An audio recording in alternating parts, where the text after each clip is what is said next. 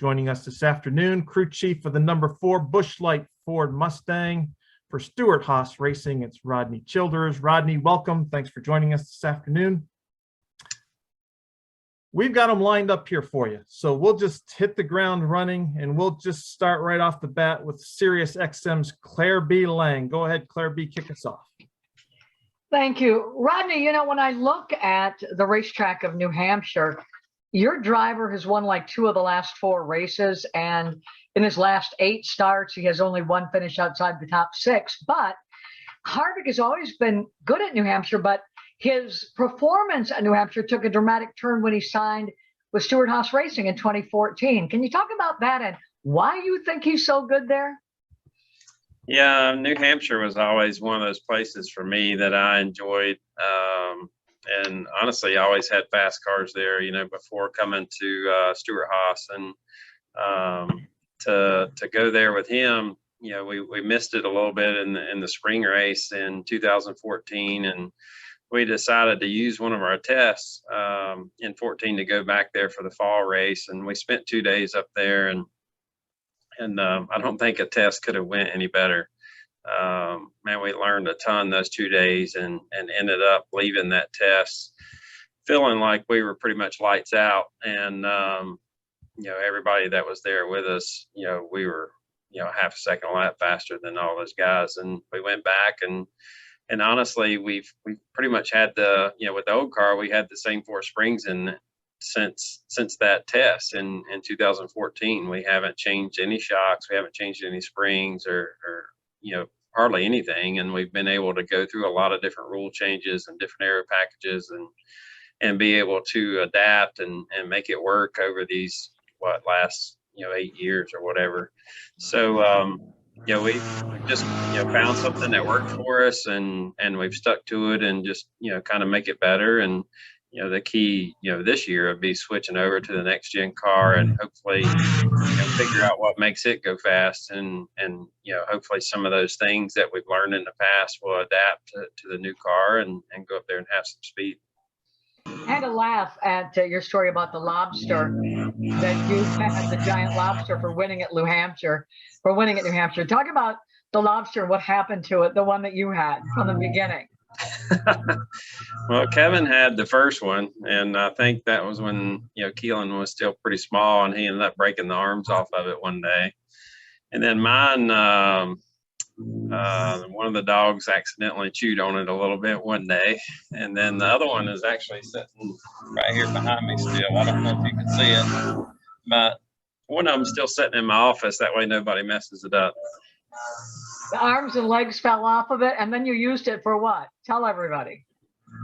I can't even remember. The skateboard ramp? Huh? Did you use it for a skateboard ramp, really? No, that was, I think that was Kevin's. That was the one that Kevin had that I think they ended up using it for a skateboard ramp. But for me, I was a little bit more mad than that when the dog chewed on mine a little bit. But mine is put away at home in a area where it can't get messed up anymore. And do you feel like with the next gen car that, you know, you've kept your car the same, tackling New Hampshire, that you kind of feel it might be the same? Well, it won't be the same, but, you know, if you look at the places like that, you know, Phoenix in the spring, we had a really good car and ran right up front all day and had a shot of winning, lined up on the front row with 14 on the last restart. And Richmond, we ran good all day, and it was fastest in the first round of qualifying, and you know, ran up front and finished second to the 11. So if you look at those types of tracks, those are the ones that we've actually been the best at. Those are the ones that he has felt the most comfortable at with this car. And even going to the simulator with him today, you know, he hit the ground running. You can just tell the places that he's comfortable with, and he's, you know, made thousands and thousands of laps without the track being changed or things being different. And he knows where, you know, every crack and every little seam and all that stuff is, and how to manipulate the car and all that. So, you know, those are the keys for us right now, is that kind of stuff, is going back to these places that he's got a ton of confidence at, and hopefully we can capitalize on that. Thank you. Thanks a lot for your time, man. Yeah. All right, let's go to Bob. Hey, Bob. Hey, Rodney, from what you can tell, is this going to race a little more like Gateway or more like Phoenix, or what tracks that you've been to are you using to prepare? Well, I think both of those are key tracks. I think, Gateway, Phoenix, Richmond, and even a little bit of Martinsville, I would throw in there, just, with the shifting and all that. The paper clip shape of the track and how tight the corners are and how much shifting is going to be going on. To me, it's going to be extremely hard to pass. It's going to be a lot like Martinsville in a way, and you're going to be shifting a good bit, and it just depends, what the pace ends up being and what the grip level's like when we get there. Whether you're going to be shifting once in each corner or twice in each corner. So that'd be key to figure out during practice and going forward. But all those places are tools that we can use and notes that we can use throughout the year, and hopefully all that will play a big key for us and go there and unload good. Yeah, so do you feel good? Because I'm trying to think of your performance at those tracks that you mentioned, and obviously you had the brake deal at the late Gateway, but I mean, does that make you feel good, or does that make you feel concerned? I don't think you were listening too good when I was talking to Claire. But yeah, I mean, we were fast and ran up front all day at Phoenix, and we were fast to run up front all day at Richmond. Gateway, we had a pretty good car. I think, our car was better than what it showed. We qualified bad and, had a hard time passing cars and all that. But, our teammate with the 14 was really fast all weekend and led some laps before blowing that left rear tire. So, we feel good about what we've got and what we're taking, and probably the most confident we've been in a good while. Thank you. Thanks, Bob. Let's go to Marty Sakala. Go ahead, Marty. Thanks, Dan. Rodney, thanks for the time, man. So, sorry, bad camera. I'm curious, how the new pit crew has been ever since you made the changes before Nashville? Yeah, I mean, that part's has went great. I think when you do things like that, you really don't know how it's going to turn out. And, those guys had one practice before we went to Nashville and ended up P1 for the day at Nashville with only one practice together. And, every single race since then, they've done a great job, and, have kept things clean and smooth. And some of that is key right now. You just got to not have the disasters. You don't necessarily have to be perfect every time. You don't have to be the fastest every time, but you don't want to have those disasters during the race. So, they've done a really good job of that, and they're all getting along really well. And, and with the road crew, that's key also. So everything's been, smooth with those guys so far, and, hopefully we can keep it that way. I've been curious as well, with all the wheels been falling off. I'm curious, do you guys have a Nextgen car for practice during the weekday for the pit crew to practice to try and figure out how to tighten those nuts perfectly? Yeah, I mean, I think all the big teams do at this point. We all have, Nextgen cars with the right suspension, the right parts, and all the right stuff on there to be able to, mimic exactly what we do every week. For us, we have one person that's in charge of that car, and like the setup gets changed every week to exactly what's going to the racetrack, the heights, the cambers. Everything about it is changed to exactly what's going to the track. So it jacks the same, it pits the same, and all that stuff. So, I think if you're going to do things right, that's the only way you can do it. And, but yeah, I think all the big teams are to that point of trying to mimic exactly what they're doing at the racetrack. All right. Thank you, Rodney. Good luck this weekend. Thank you. Ashley McCubbin. Go ahead, Ashley. Hey, Rodney, thanks for your time today. Looking at the season so far and how it's played out, how would you grade your team's performance? Well, it's definitely not been what we want, for sure. For our team, we're expected to go out there and win 8 or 9 races a year. And when you don't do that, it's a huge disappointment. And, to come off of last year and not be able to capitalize there, you want to go into this new car and come out with a bang. And I think we've all seen that we obviously haven't been able to do that, and it's taken a lot of adjustment from every standpoint. Whether it's driver, crew chief, road crew, everybody involved. It's just trying to get our hands and arms wrapped around it and figure it out and go out there and compete. But overall, I think you've also seen a wide variety of people winning, and maybe last year we would have never thought there could be 16 winners going into the playoffs, but this year it could happen. The guys that think they're safe right now might not be safe. So it could definitely change a lot. There's a lot of racing left. That's what I keep looking at the calendar. I'm like, man, I know the races are kind of counting down, but you look at those races and for a crew chief, you look at how those races play out. What happens in those races, whether it comes down to restarts or pit stops or tire strategy or these road courses, anything can happen. So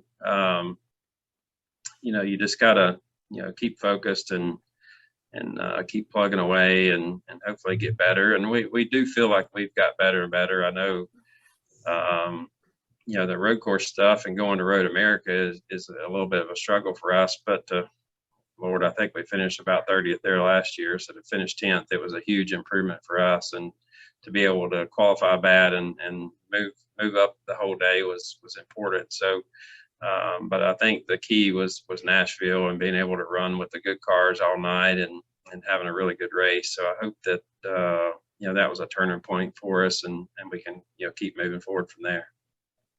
What has surprised you the most about the Nextgen car this season? I don't know if I've honestly been that surprised about many things. I feel like most of it has went, exactly how I thought it was going to go. Even down to specific racetracks and how it was going to race and all that kind of stuff. I can't say that I've been too surprised about any of it. Even the wheels coming off and all that was something we talked about in last November, December of how all that was going to go and how many times it was going to happen. So, I think all of it has kind of went to plan for me, what I had in my head. And the only thing that hasn't went to plan is us going to victory lane. So we've got to get our hands around that and get focused on that and hopefully do that soon. Last question, with this weekend being the lobster as the trophy, do you enjoy eating lobster? What's your favorite lobster dish if you do? I mean, I don't eat a lot of lobster. I love it, but most of the time I look at the menu and see how expensive it is, and I just go for something cheap. But yeah, I mean, I'm probably a once a year lobster guy, but and I like it, all different ways and whatever. But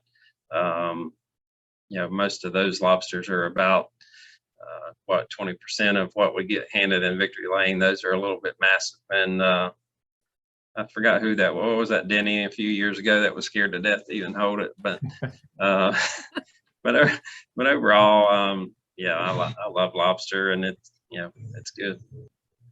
Thanks for your time. All right, Rodney, this is an international call, so we're going to Argentina right now. So, Emmanuel, you ready to go? Go ahead, ask your question for Rodney. Hello, Rodney. My question is, what are your expectations with Karen Harvick in the rest of the season 2022 of NASCAR Cup Series?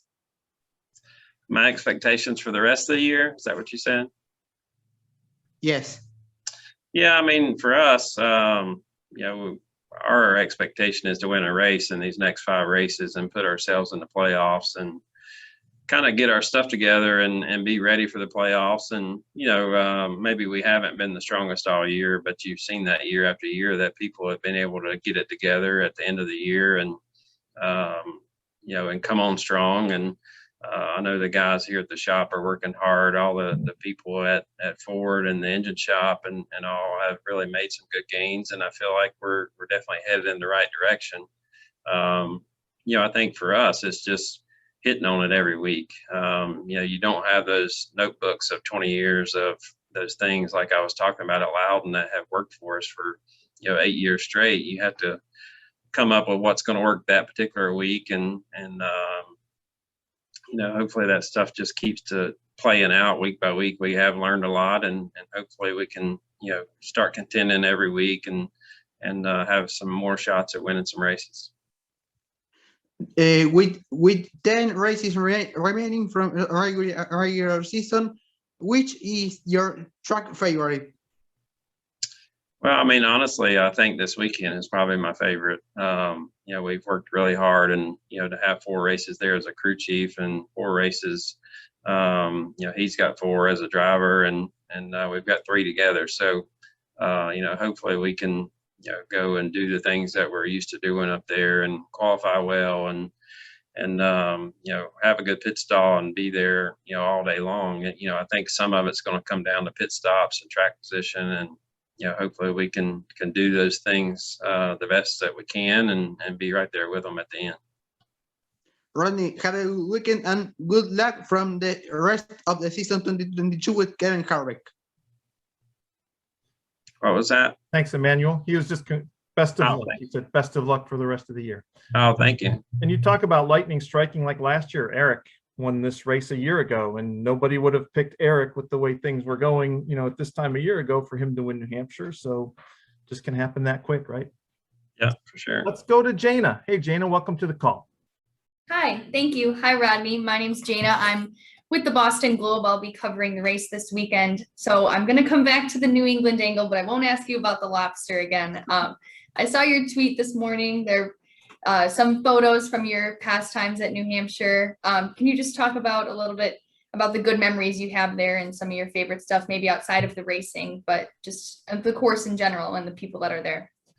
Yeah, it's always just been a great place for us, and, you know, just a lot of confidence every time you go there. And sometimes confidence is key. You know, you've seen that with us going to Bristol every year, and you know, that Bristol night race has always meant a lot to me. And Kevin will tell you a million times that it seems like Rodney works harder when it comes Bristol night race time.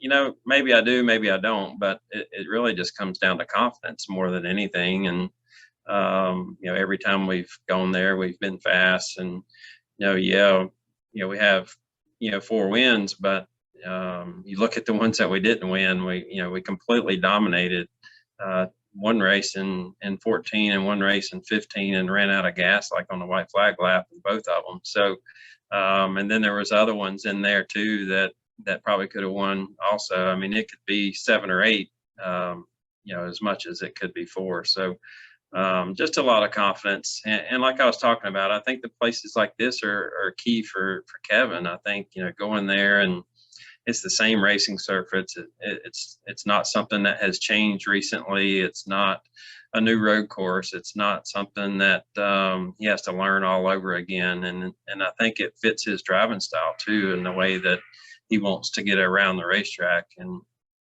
so I think that'd be good for us. I think, you know, just that place in general is a lot of fun. The weather's always pretty good. I know some years it wants to rain, but overall it's nice and cool, and it's a good change from burning up down here for sure. Thanks. Yep. All right. Thank you, Jana. Let's go to Daniel McFadden. Go ahead, Daniel. Hey, Rodney. So what has the dynamic been like for you as a crew chief with a old school racing background, tackling this new car with a bunch of, you know, specifically trained engineers? Like, where do you guys like kind of meet when you're trying to figure out this car, and how has that changed from last year? Yeah. You know, you've kind of hit it on the head there, and you know, maybe a guy that's fresh out of school, you know, comes in and thinks that this car is perfectly normal and the same stuff that he studied in college, and you know, is just gung-ho about working on it and all those things. And for somebody that's been in the Cup Series for 20 years and have, you know, built their own cars and you know, sit there and cut quarter pounds off and replace them, and fenders off and replace them, and change this and change that, and just detail, you know, cars to death every single week, it's tough. Mentally it's tough, and you're just trying to figure out, what do I work on? And your whole pace of things, each week have changed this year. Just your whole layout of everything that you've done for 20 years is different. So I'm not going to say that I can't do it. I definitely can do it. It's just, it's different. And, your mind has to kind of get trained to that. And, for me, I have great engineers that have kind of been around for a long time, and we all believe in each other. And we went through good things and bad things this year, but we've made all those decisions together. None of us have pointed fingers and said that, you screwed this up, or I screwed that up, or whatever. We've tried to do the best that we can do every week. And it's been not from lack of effort. Everybody has worked extremely hard, and all of us are trying to get it sorted out and put Kevin back in victory lane where he deserves. You said the car hadn't really surprised you, but I'm curious, like, what's been the biggest hurdle for you in wrapping your head around what this car can and can't do? For me, it's really the simple things. For somebody that was fresh out of college, they would think that the independent suspension in the back was simple. Moving this mount to this position, or this spacer to this position, is going to do this to the geometry in the rear of different things, whether it's anti-dive, or whether it's anti-squat, or whether it's jacking, or all those different things that you can do. For me, all that stuff was truck arms and a track bar. And, I knew exactly what to do and when to do it. I knew what each track needed from that standpoint. And those things were sensitive with the old car too. But, you had that long history, and you had that confidence of what to change and what to do. And with this new car, I would have to go ask my engineer of, can you put, a little bit more anti-dive in the right front, or can you put some more anti-squat in the right rear? And then, he's got to make that change of, where this spacer needs to go, and where this mount needs to go, and all those kinds of things, to where before it was kind of all on me. I would tell him exactly where to move things and how to do it. So, some of that has been probably the biggest thing for me. And learning about the shocks, the shocks are just so much different. And for, somebody like me, I built shocks back in the day, and I went through that and knew every little detail about them. And, the new stuff it's all built the same, and pretty much, and you just turn the screws where you want every week. And, the same goes with the notes with shocks. You could, these shocks always worked at this track, and these shocks always worked at that track, and it doesn't matter anymore. You just need to forget about that stuff and worry about the new car. And so, I think just those simple things with the race car is those are the things that I have had to get my arms around the most and understand the most. And I feel like we're finally getting to that point where we kind of have our arms around it, and we can keep moving forward. And finally, what's your personal grade for the next gen car so far? Well, I think all of y'all know me good enough. If you're not winning, you suck. So my grade right now is a D. We need to be doing a lot better. And, our guys, like I said earlier, I've worked really hard, and it's not been from lack of effort, but we need to be winning races and doing the things that we're supposed to do. Thank you. All right, Rodney, we got two more. If we can go two more folks here, we'll let you go here. Dustin Long, go ahead. Thank you. Hey, Rodney, you talked about the challenges of passing most likely at New Hampshire this weekend. And typically with this race, we often see split pit strategies. And I'm curious, can you take me through the decision-making, the challenges in looking at the weighing track position versus tires, and trying to get off of a group or staying with a particular group, and how that goes about, especially at this track? Yeah, for sure. Even with the old car, it was a little bit that way. You look at the race with that we won with Brian. It was on a different pit strategy. It was splitting things up there. I pitted before everybody else and kind of rode around saving tires until the next caution came out, and everybody else pitted, and we stayed out and pretty much led the rest of the race. And you look at the one with Kevin a few years ago where we stayed out and was able to hold them off. And that really comes down to somebody that has had a really good car all day, but has never got to show it. And they've either been stuck in traffic and they haven't been able to pass, and they've never got track position, or they've had bad pit stops, or those types of things. And those situations are still going to happen. And it all depends on whether those cautions fly at the right time or not.